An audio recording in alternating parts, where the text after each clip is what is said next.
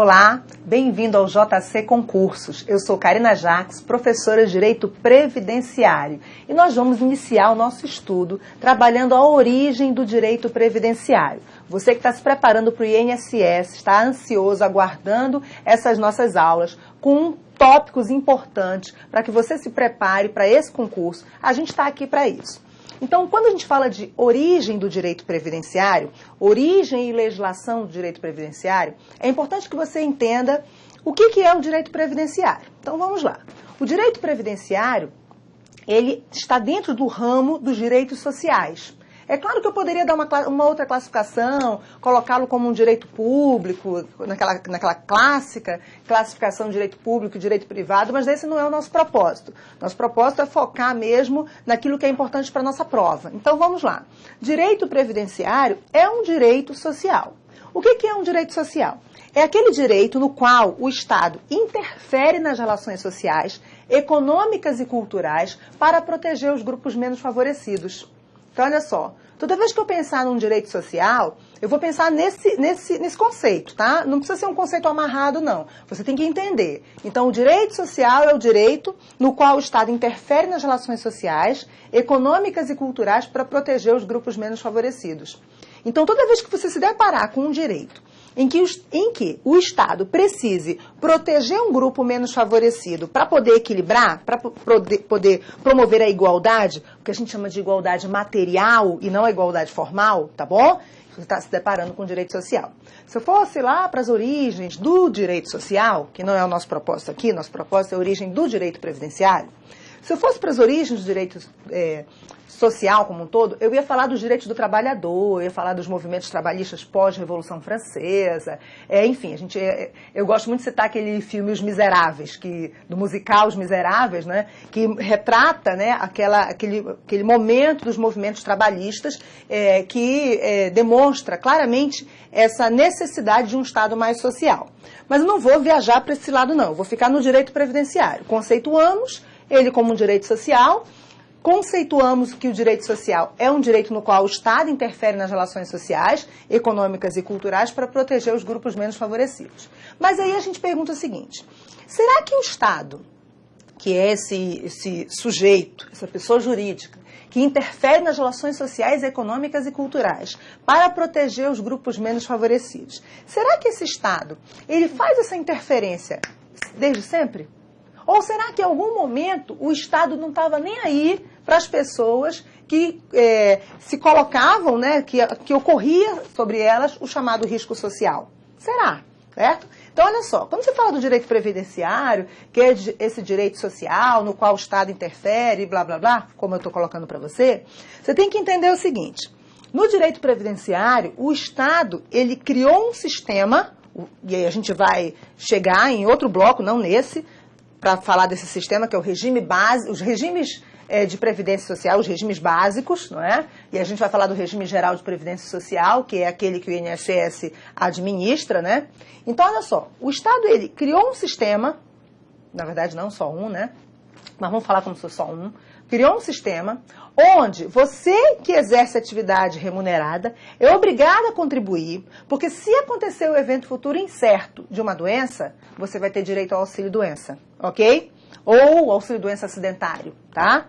Se acontecer o evento futuro incerto de uma invalidez, você vai ter a aposentadoria por invalidez. Se acontecer o evento futuro incerto da sua morte, os seus dependentes econômicos vão estar amparados. Você está entendendo? Então, olha só, o Estado ele vai interferir nessa relação econômica, porque para você ser obrigado a participar de um regime básico de previdência, você tem que exercer uma atividade remunerada. Então, essencialmente, a gente diz que existe uma relação econômica, não é?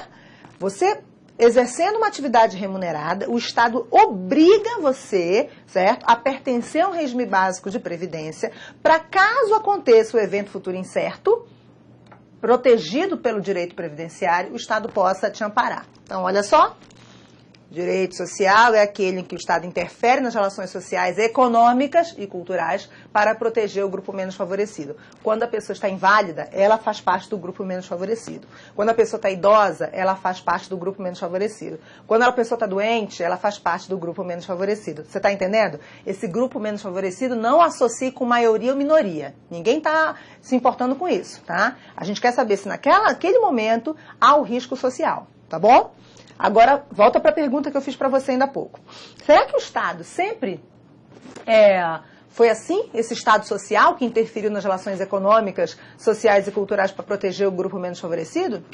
Não, tá? Na origem, quando você estuda a origem do direito previdenciário, o Estado se comportava como totalmente irresponsável, como totalmente alheio, como totalmente à parte desse problema do risco social. Então, o que acontecia? A pessoa trabalhava de sol a sol, né? Não de sol a sol, porque quando nesse contexto que eu estou, já tem até energia elétrica, não precisava nem ter sol, porque mesmo sem sol a energia elétrica estava lá, e aí o trabalhador trabalhava, tá? Porque se você for olhar, muitos inventos nossos que são úteis para o nosso dia a dia, muitos inventos foram criados para a indústria, certo? Para o empresário, tá? E um deles foi, certo? Energia elétrica, relógio de ponta, blá, blá, blá. Ok. Então, numa época inicial, o Estado, ele não se sentia responsável pelos riscos sociais. Então, você, fulano, Antônio, João, Pedro, Karina, certo? Trabalhavam, ok? Trabalhavam nessa época que eu estou contando para você. Já a gente vai para o slide, eu vou dar uma lidinha e pontuar algumas questões para você. Mas nessa época, a legislação trabalhista era horrível, sem proteção, sem ter aquela posição do Estado. Na verdade, a legislação trabalhista nem era uma legislação trabalhista, não é? Então, as condições de trabalho eram péssimas, as condições de vida eram péssimas, isso proporcionava um risco social muito maior, ok? E quando acontecia esse risco social, há um acidente nas fábricas, o indivíduo perdia um braço, o indivíduo perdia uma mão, certo? O indivíduo ficava inválido para o trabalho. Quando acontecia isso, esse indivíduo não tinha uma legislação que lhe amparasse. Então, nem o Estado amparava e nem o empresário amparava. Ele era simplesmente descartado. E ele ia se submeter à caridade dos amigos, dos colegas de trabalho, que também não tinham dinheiro igual a ele, né? Da família, certo? Das santas casas de misericórdia, se a gente fala, por exemplo, do atendimento à saúde, tá bom? Então, esse era o cenário inicial, onde não havia um direito previdenciário organizado, no qual o Estado pudesse assumir essa responsabilidade de promover a proteção no caso dos riscos sociais. Essa foi a primeira fase, tá bom? Eu tô contando aqui, nesse nosso primeiro bloco, contando rapidinho as fases, né? Depois a gente vai para os slides para a gente poder pontuar. Então, o primeiro momento foi esse. Depois, o Estado passou a ver, isso em decorrência também dos movimentos sociais, em decorrência das pressões dos trabalhadores, da classe trabalhadora, das classes trabalhadoras, porque dentro da classe trabalhadora tem divisão, não é? Começou uma pressão. E aí o Estado, o que ele faz? Joga nas costas do empresariado. Ok? É o empresariado que vai se responder por isso. O empresário não quer responder por isso. Entendeu? Então, não ficou tão bom assim, né? Não mudou muito para o trabalhador. E aí surge uma outra fase em que o Estado assume a responsabilidade, compartilhando o custeio com o empresário, com a sociedade, com o trabalhador. É esse cenário último que eu estou citando aqui, que vai ser o cenário que desenvolvido é o cenário atual, entendeu? Mas a origem, ela é uma origem aqui, onde o Estado inicialmente não era responsável. Depois é que ele passa a assumir essa responsabilidade, primeiro jogando nas costas do empresariado, para depois assumir, dividindo o custeio, tá bom? Então vamos ver um pouquinho o que eu anotei para você, tá? Você tem acesso aí aos slides, vamos lá ver o que eu anotei para você. Primeiro o texto vai dizer o seguinte: origem e evolução legislativa no mundo e no Brasil. Eu faço para você um apanhado histórico no mundo e depois eu faço um salto para o Brasil, só para a gente perceber como é que aconteceu no mundo e qual a influência dessa evolução no mundo para o Brasil, né? Para o direito brasileiro.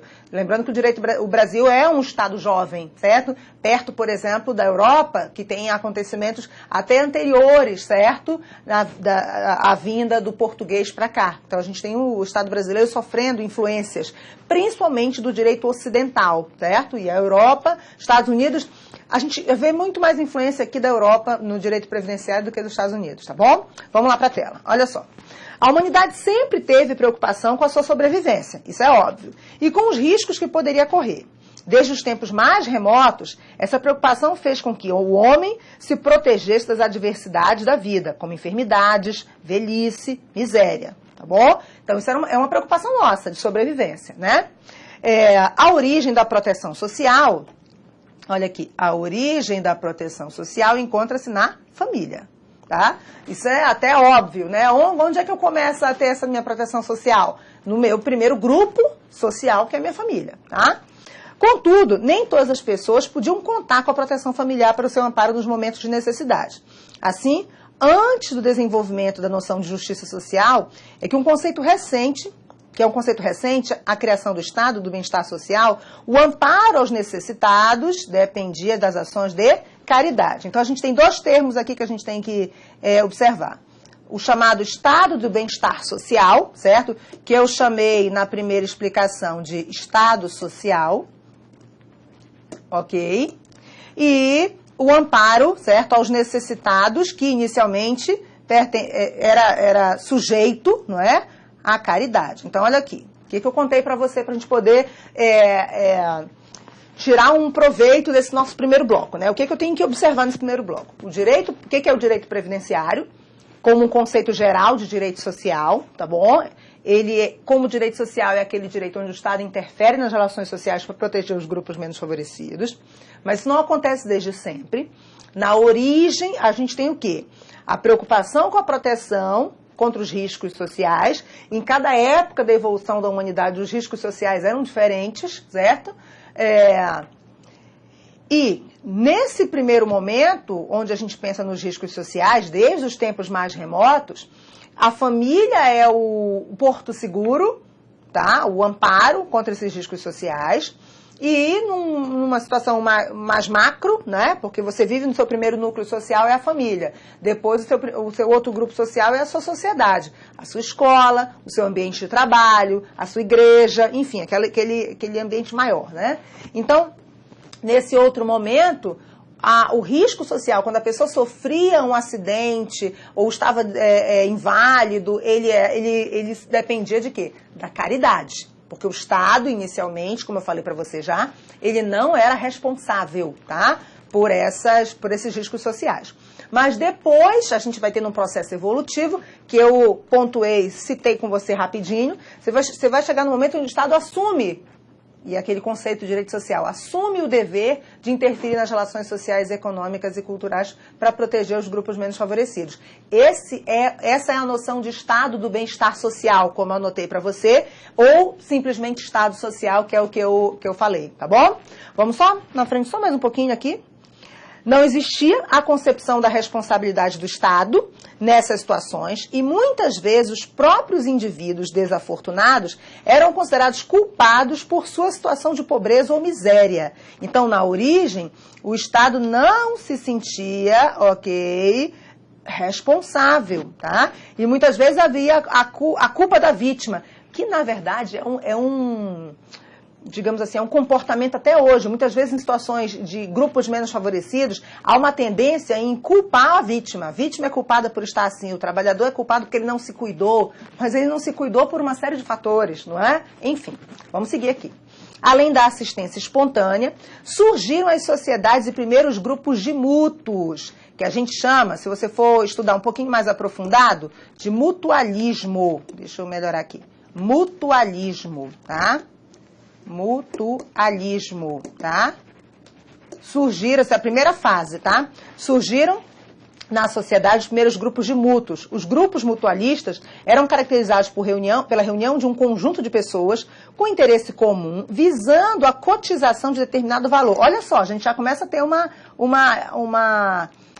tecnologia, né, uma especialização aí, cotização de determinado valor para a proteção de todos em caso de algum infortúnio. É impossível entendermos esse grupo de mútuo é possível entendermos esse grupo de mútuo como o início dos sistemas privados de previdência que existem hoje, tá bom? Então a gente tem o seguinte: na origem o Estado não interferia, não era responsável, sujeitava-se à caridade, só que a gente tem relações sociais. E essas relações sociais, esses grupos de colegas de trabalho, esses grupos de vizinhos, eles começaram a criar um sistema de mútuo, onde eles estabeleciam regras, pagavam uma certa contribuição e, obedecendo às regras, caso um deles sofresse algum risco social, ele teria direito a um valor, certo? E aí alguns autores defendem que isso é um sistema de previdência privada, né? Porque o Estado não estava ali, tá? Só que não se preocupa que eu vou ter um bloco com você lá na frente, não vai ser o próximo bloco não, mas um bloco lá na frente, onde eu vou explicar para você o que é regime básico, o que é regime complementar, tá? O básico é aquele, por exemplo, do INSS, tá? O complementar é aquele, por exemplo, do teu banco particular, as entidades de previdência privada. Eu vou fazer uma previdência privada Banco X. Não vou fazer propaganda aqui para banco, tá? Só se eu esquecer. Banco X. Então, essa é uma previdência privada, tá? Então, dizem alguns autores que esse mutualismo foi o germe, a semente do que a gente teria lá no início de previdência privada complementar, tá bom? Mas eu vou fechar esse bloco aqui e aí eu vou te convidar para clicar no próximo bloco que a gente vai dar continuidade a essa argumentação, tá bom? Clica logo aí embaixo.